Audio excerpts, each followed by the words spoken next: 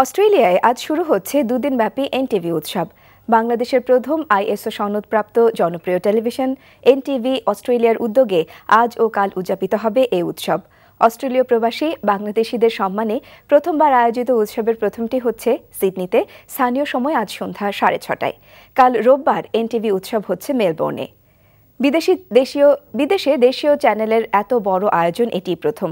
উৎসবে প্রধান অতিথি থাকবেন এনটিভির চেয়ারম্যান ও ব্যবস্থাপনা পরিচালক আলহাজ মোহাম্মদ মোসাদ্দেক আলী।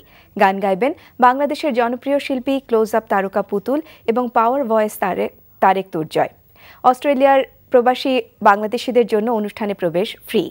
এদিকে আয়োজনের সাফল্য কামনা করে শুভেচ্ছা জানিয়েছেন অস্ট্রেলিয়ার প্রধানমন্ত্রী ম্যালকম টার্নবুল এবং বিরোধী দলীয় নেতা বিল শর্টেন। অস্ট্রেলিয়ায় এনটিভির কর্মকাণ্ডের প্রশংসা এবং উত্তরোত্তর উন্নতি কামনা করেন তারা।